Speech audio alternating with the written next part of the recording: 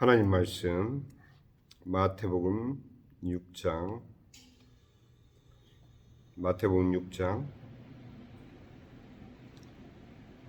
오늘은 12절 중점적으로 보겠습니다. 우리가 우리에게 죄 지은 자를 사하여 준 것 같이 우리 죄를 사하여 주옵시고. 우리는 지금 주 기도문을 상고해 가고 있습니다. 여러분들이 너무도 익숙하고 또 거의 모든 성도들이 암송하고 있는 이 주 기도문, 이 주 기도문을 우리가 과연 얼마나 마음 가운데 그 의미와 내용을 숙지하고 지금까지 그 주 기도문을 사용해 왔는지, 우리가 주 기도문이라고 하고 규정 지을 때 이 내용은 기도문이 되고 맙니다. 그러나 예수님께서 우리에게 주신 이 주 기도의 주님 가르쳐 주신 이 기도의 내용은 바로 천지 창조부터 하나님의 뜻이 마침내 이루어지는 거룩한 성 새 예루살렘 성까지의 모든 성경의 내용을, 하나님의 섭리의 모든 내용을 축약한 것이다. 이렇게 여러분들이 믿고 이 내용을 상고하시길 바랍니다. 하늘에 계신 우리 아버지, 바로 우리의 아버지 되신 하나님과 우리의 관계를 말하고 있습니다. 그 이름이 거룩히 여김을 받으시오며, 창세기 3장의 사건은 바로 그 이름에 대한 도전이었고 하나님의 그 거룩하심에 대한 반역이었습니다. 그 반역으로 인해서 인간은 하나님과 분리되었고 죽음이 인간의 인생의 종착점이 되고 말았습니다. 그러나 하나님께서는 그런 우리를 향한 구원 계획을 성삼위 하나님께서 하늘에서 이미 세우시고 우리가 범죄할 것임을 아시면서도 이 천지 창조를 진행하시고 인간의 창조는 물론이요 사람을 통해서 하나님께서 하나님의 영광을 만드시기로 작정하신 것입니다. 우리 인간은 하나님의 영광입니다. 하나님께서 그 영광을 다른 이에게 결코 다른 자에게 뺏기지 않겠노라 하나님께서는 말씀을 통해서 선포하셨습니다. 그렇기 때문에 그 이름을 위하여 내가 이것을 반드시 이룰 것이다 라고 이사야서에서 주님께서는 선포하셨습니다.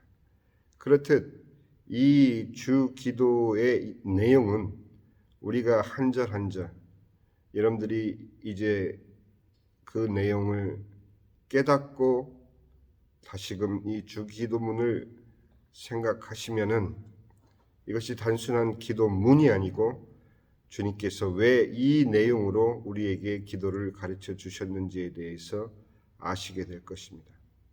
그런 후에 여러분들의 신앙 생활에 있어서, 기도 생활에 있어서 가장 강력한 무기가 될 것입니다. 여러분들이 이 주 기도, 주님께서 가르쳐 주신 이 기도를 하루에 아침에 일어나서 또 저녁에 잠들기 전에 아니면 생활 가운데서 틈틈이 여러분들이 생각할 때마다 이 성경 내용의 처음부터 마지막까지가 여러분들 마음 가운데 다시금 새겨질 것이며 다시금 하나님이 나와 어떤 관계이신지, 하나님께서 왜 하늘에서 이루신 것 같이 땅에서도 이루시고자 하는 그 하나님의 뜻이 무엇인지, 또 예수님께서 왜 이 땅에 육신을 입고 친히 오셨는지, 나라에 임하오시며 그 뜻이 하늘에서 이루어진 것 같이 땅에서도 이루어지기를 우리로 하여금 기도하게 하셨는지, 주님께서는 이미 십자가 위에서 구원을 이루셨지만 아직 우리 삶 가운데서 우리가 사는 이 세상 속에서 예수 그리스도의 복음을 믿지 않는 자의 숫자가 너무도 많습니다. 또 믿노라 하는 신자들, 교인들 사이에서도 진정한 성도의 수는 극히 얼마가 될지 우리는 아무도 모르고 있는 상황입니다. 그러니 주님께서 이 마지막 때에 내가 믿는 자를 보겠느냐, 믿음을 보겠느냐 한탄하신 그 한탄이 진정 복음을 깨닫고 복음으로 거듭난 성도들 마음 가운데에는 그 주님의 마음이 함께 공유가 되어야 되는 것입니다. 그렇기 때문에 오늘날 우리에게 일용할 양식을 주시옵고 그 말씀은 우리의 육신에 먹고 마시고 입는 모든 문제는 이방인들이 걱정하는 것이기 때문에 우리가 주 안에서 성실한 신자 성도의 삶을 살아간다면 주님께서는 공중에 나는 저 새도 먹이시는 주님께서 우리를 굶기시겠습니까? 우리를 헐벗게 하시겠습니까? 광야 40년 동안 이스라엘 민족은 그들의 옷이 단 한 번도 헤어지지 않고 그들은 단 한 끼도 굶지 않았다는 사실을 명심하신다면 과연 오늘날 우리에게 일용할 양식을 주시옵고라는 그 기도는 하나님 말씀에 대한 성도들의 마땅한 기도가 되어야 될 것인 것을 우리는 확인했습니다. 제가 우리가 우리에게 죄진 자를 사하여 준 것 같이 우리의 죄를 사하여 주옵시고라는 이 내용을 교회로 해석한 이유가 있습니다. 오늘날 우리가 교회에 대한 정의를 많은 내용으로 교회에 대한 정의를 합니다. 그러나 그 많은 교회에 대한 정의 그 가운데서 왜 주님께서 핏값 주고 사신 주님의 몸된 교회라고 표현하는지에 대한 깊은 의미를 여러분들이 다시금 생각해 보셔야 되는 것입니다. 주님께서는 주님의 피를 흘리시고 십자가 위에서 우리를 위한 대속의 죽음을 통해서 우리를 구원하셨습니다. 우리는 예수 그리스도께서 우리 자신을 위해서 십자가 지셨다라는 이 복음의 가장 중요한 내용을 믿노라 하면서도 우리가 어떤 죄로부터 용서받았는지에 대한 진정한 죄사함의 내용을 모르고 단지 내 개인적인 도덕적인 육체적인 그런 육신적인 죄의 회개에 그치고 마는 것이 너무도 많은 신자들이 범하는 실수인 것입니다. 우리가 사죄받은 죄는 우리의 영이 죽은 채로 이 땅에 태어나서 우리의 마음과 육으로만 살아가던 그 육신적인 삶을 영위하던 우리들을 하나님께서 성령 하나님께서 우리를 다시금 일으켜 세우시고 우리의 입으로 예수님을 구주로 고백할 수 있는 믿음을 먼저 선물로 주셨기 때문에 그 구원이 가능할 수 있었던 것입니다. 그럼 어떤 자에게는 이 고백이 일어나고 어떤 자에게는 이 고백이 일어나지 않는 이유는 무엇이겠습니까? 그것은 많은 신학자들이 또 많은 목사님들이 하나님께서 어떤 자는 구원받기로 어떤 자는 멸망받기로 결정을 하셨기 때문에 그렇다라고 너무도 유화적인 그런 해석을 예정론이라는 이론을 통해서 펼쳐가시는 것을 보시면서 저는 너무도 안타까운 마음을 갖지 않을 수가 없게 된 것입니다. 맹목적인 예정론의 그러한 신봉은 우리가 복음을 믿음으로 믿는 믿음과는 다른 단지 기독교라는 종교의 교리에 빠져버리는 그런 오류를 갖게 되는 것입니다. 제가 여기에 대해서 분명히 말씀드리고자 하는 이유가 바로 에베소서 1장에 우리가 보게 되면 우리는 이것을 그냥 사도 바울의 찬송 시로만 이해해서는 안 됩니다. 사도 바울이 복음을 깨닫고 나서 그의 찬양을 통해서 터져 나온 이 내용들이 무엇을 말하고 있는지를 여러분들이 보시면 하나님의 택하심이 어떤 의미인지를 아시게 될 것입니다. 우리가 생각하는 대로 하나님께서는 창세전에 이미 멸망받을 자와 구원받을 자를 예정하셔가지고 우리를 만드셨다라는 그런 논리에도 맞지 않는, 상식에도 맞지 않는 그런 교리를 지금까지 기독교의 교리로 맹종하는 것은 하나님의 말씀을 모욕하는 그러한 처사가 아닐 수 없는 것입니다. 분명한 것은 하나님께서는 모든 인간을 구원하기 원하셔서 이 땅에 예수 그리스도를 보내주셨다는 사실입니다. 이렇게 말을 하게 되면 만인 구원선이라, 그래서 모든 사람이 구원을 받는다라고 그렇게 해석을 하는 분들이 계시지만 그렇지가 않습니다. 아담에게 허락해 하셨던 그 선악과를 통한 하나님께 순종할 수 있는 기회를 예수 그리스도의 십자가를 통해서 다시금 모든 인류들에게 다시 한번 두 번의 기회를 주시는 것이 바로 복음인 것입니다. 에베소서 1장 4절부터입니다. 참 3절부터 보겠습니다. 찬송하리라 하나님 곧 우리 주 예수 그리스도의 아버지께서 그리스도 안에서 하늘에 속한 모든 신령한 복을 우리에게 주시되. 우리가 좋아하는 신령한 복 이렇게 해석하지 마시고 하나님께서는 이 신령한 복이라는 의미에 바로 신령한 기회인 것이죠. 신령한 축복이 어떤 의미겠습니까? 바로 피조물로 지음받은 인간이 하나님의 자녀가 될 수 있는, 하나님의 자녀로 완성될 수 있는 원래의 하나님의 섭리를 바울은 표현하고 있는 것입니다. 곧 창세전에, 이는 그 신령한 복에 대해서 말하고 있습니다.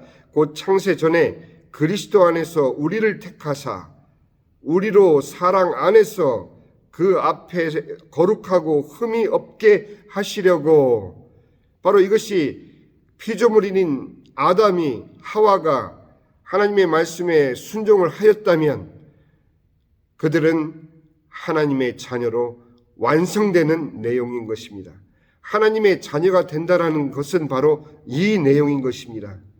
하나님께서 그리스도 안에서 우리를 택하사 하나님께서 허락하신 그 생명나무 과실이 바로 예수 그리스도이셨던 것입니다.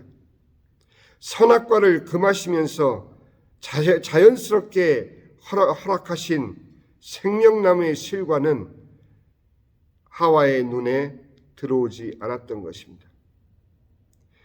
선악과를 먹지 말라 하신 하나님의 말씀을 순종하였던들 그들은 자연스럽게 생명나무 실과를 먹게 되었을 것이고, 그 생명나무의 실과를 먹게 되는 순간 바로 예수 그리스도 안에서 하나님께서 예정하신 그 신령한 복으로 하나님의 자녀가 되는 그 완성된 하나님의 축복으로 그들은 바로 하나님의 가족으로, 가족의 품에 바로 안기게 되는 그 복을 말하고 있는 것입니다. 성삼위 하나님 그 가족의 품에 안기는 그 순간이 바로 하나님이 고대하였던 바로 그런 창조의 목적이셨던 것입니다. 5절에 보니 그 기쁘신 뜻대로, 하나님께서 세우신 그 기쁘신 뜻대로 우리를 예정하사, 하나님께서는 그렇게, 삼위 하나님께서 그렇게 예정하셨던 것입니다. 예수 그리스도로 말미암아 에덴 동산에서는 선악과를 먹지 말라 하신 하나님의 말씀을 순종하면 자연스럽게 그 순종 가운데 먹게 될 영생하는 나무의 실과, 영생나무의 실과가 바로 예수 그리스도셨던 것이죠. 그로 말미암아 자기의 아들들이 되게 하셨으니 이것이 바로 하나님께서 세우신 기쁘신 뜻이었던 것입니다. 분명히 나오고 있지 않습니까? 바로 우리로 사랑 안에서 그 앞에 거룩하고 흠이 없게 하시려고 그 기쁘신 뜻대로 우리를 예정하사 예수 그리스도로 말미암아 자기의 아들들이 되게 하셨으니, 예수 그리스도 바로 생명나무 실과를 먹는 그 순간 아담과 하와는 하나님의 아들들이, 자녀들이 되게 하셨던 것이 하나님의 기쁘신 뜻이었던 것이고, 이것이 하나님의 예정이셨던 것입니다.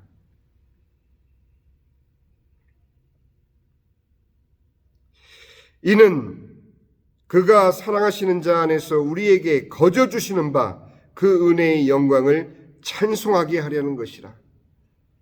지난 시간에 우리가 살펴보지 않았습니까? 하나님의 영광은 바로 인간이었다는 사실. 하나님의 영광은 바로 여러분과 우리 성도들이라는 사실.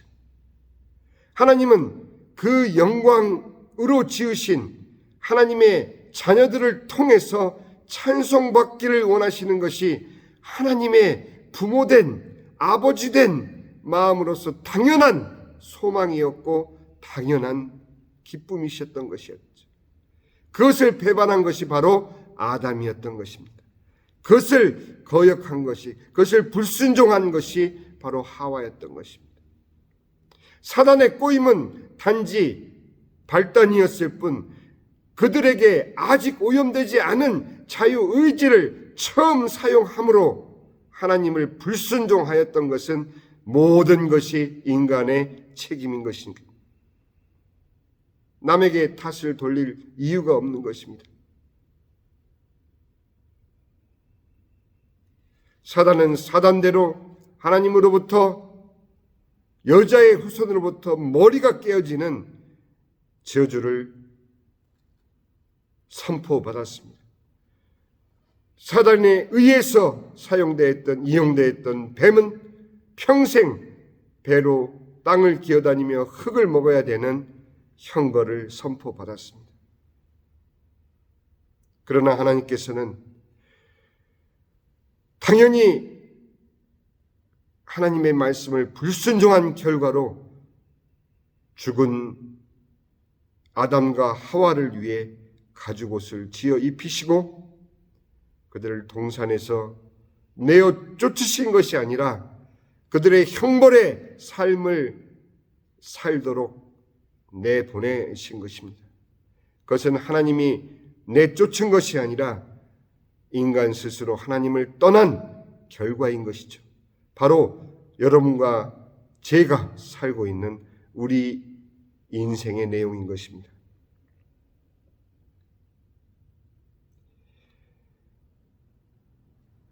6절, 이는 그가 사랑하시는 자 안에서 우리에게 거저 주시는 바 그의 은혜의 영광을 찬송하게 하려는 것이라. 이것이 바로 하나님의 자녀된, 하늘에 계신 우리 아버지여라고 고백할 수 있는 하나님의 자녀된 우리들에게 하나님께서 기대하시는, 하나님의 영광이 되어버린 하나님의 자녀들의 삶 속에서 하나님께서 기뻐 받기를 원하시는 바로 그 내용인 것입니다. 그래서 제가 왜 우리가 우리에게 죄 지은 자를 사하여 준 것 같이 우리의 죄를 사하여 주옵시고 라는 이 내용을 교회로 해석하게 됐는지를 바로 7절의 사도 바울의 고백을 통해서 성경은 말해주고 있습니다. 우리는 그리스도 안에서 그의 은혜의 풍성함을 따라 그의 피로 말미암아 속량 곧 죄 사함을 받았느니라.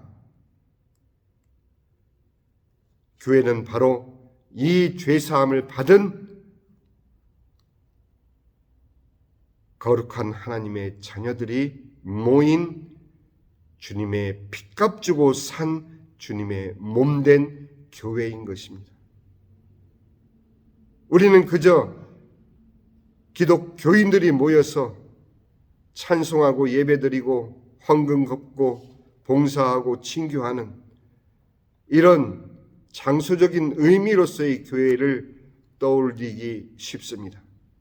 그러나 먼저 우리 안에 세워지고 확인되어야 될 교회의 의미는 바로 예수 그리스도 안에서 그의 은혜의 풍성함을 따라 그의 피로 말미암아 속량 곧 죄사함을 받은 우리의 신분을 교회라는 이 공동체를 통해서 하나님께서 교회라는 주님의 몸된 주님의 몸으로 부르신 모든 하나님의 자녀들인 것을 여러분들 스스로 확인을 하셔야 됩니다.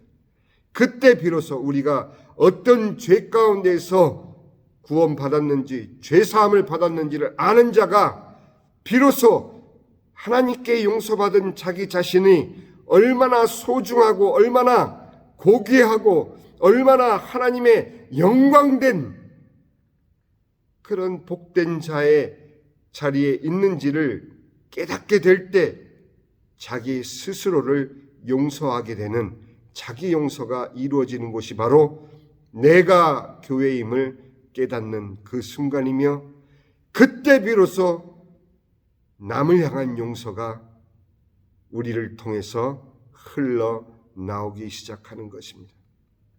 아직도 남을 향한 용서를 하지 못하고 사는 많은 신자들이 있습니다.